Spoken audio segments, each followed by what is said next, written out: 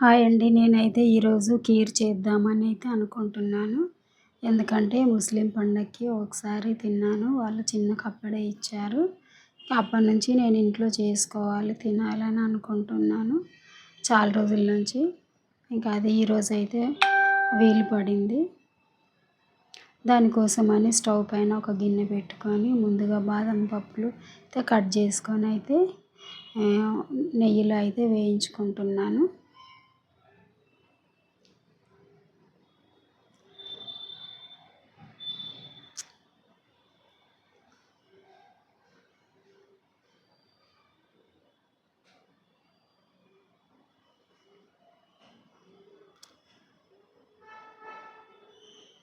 ఇంకా దీని తర్వాత అయితే జీడిపప్పు,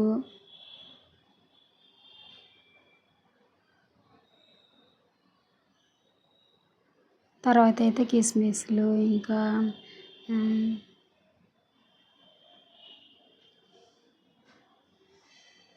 పిస్తా ఇవన్నీ అయితే వేయించుకున్నాను నెయ్యిలో.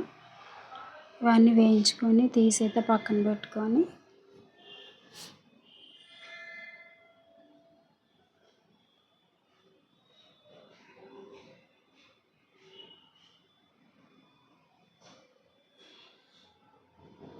స్టవ్ అయితే లో ఫ్లేమ్లో అయితే పెట్టుకొని ఇవన్నీ అయితే వేయించుకుంటున్నాను.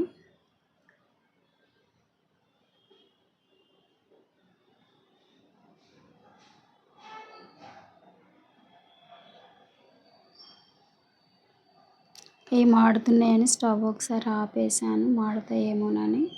ఇంకా మళ్ళీ స్టవ్ వెలిగించి ఇంకా చిన్నగా పెట్టుకొని అయితే ఇంకా అన్నీ అయితే గబగబా వేయించుకున్నాను. ఇంకా ఇందులోనే ఆ కీర్ అయితే ఇదే నెయ్యిలో ఇంకా కొద్దిగా నెయ్యి వేసి ఆ కీర్ అయితే వేసి ఇంకా వీటిని అయితే ఇవి అయితే పొడుగ్గా వచ్చినాయి. వీటి సన్నగా ఇట్లా తుంచుకుంటూ అయితే వేస్తున్నాను. వాటిని విరిగిపోయినాయండి ఇవి. నేను ఇలా ఇది చేయటం ఇది ఫస్ట్ టైము. ఇంతకుముందు మామూలుగా సేమియా పాయసం అలా చేశాను, కానీ ఇది చేయటం అయితే ఫస్ట్ టైం అండి. ఇంకా కొద్దిగా నెయ్యి వేసుకొని స్టవ్ వెలిగించి లో ఫ్లేమ్లో పెట్టుకొని ఇవైతే కలుపుతూనే ఉన్నాను, మళ్ళీ కలపకపోతే మాడిపోతాయని.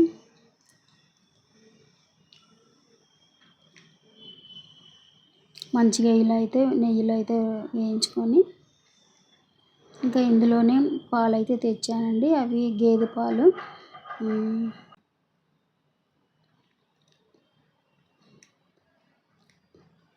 ఇంకా ఇవి వేయించుకున్న తర్వాత ఇందులోనే పాలైతే పోసానండి. అవి గేదె పాలండి. ఒక 1/2 లీటర్ తెచ్చాను. 45 రూపీస్ 1/2 లీటర్ అండి, చిక్కటి పాలు.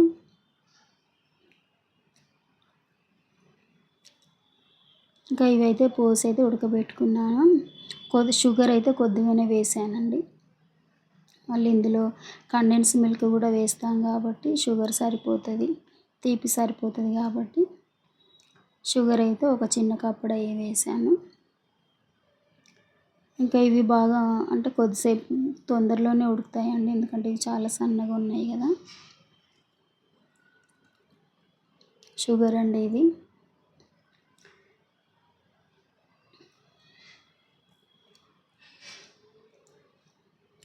ఇంకా షుగరు, ఇంకా ఇవి వేయించుకున్న బాదం పప్పు, కిస్మిస్లు, జీడిపప్పు ఇవన్నీ వేసుకున్న తర్వాత కండెన్స్ మిల్క్ కూడా తెచ్చాను. అసలు ఎలా ఉంటుందో టేస్ట్ చూద్దామని. ఇది ఫస్ట్ టైం అండి ఇది వేయటము.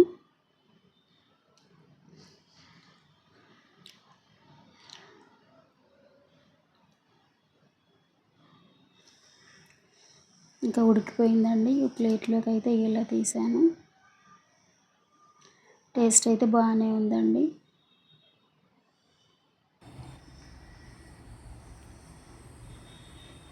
నా ఛానల్ లైక్ చేయండి, సబ్స్క్రైబ్ చేయండి. బాయ్ అండి.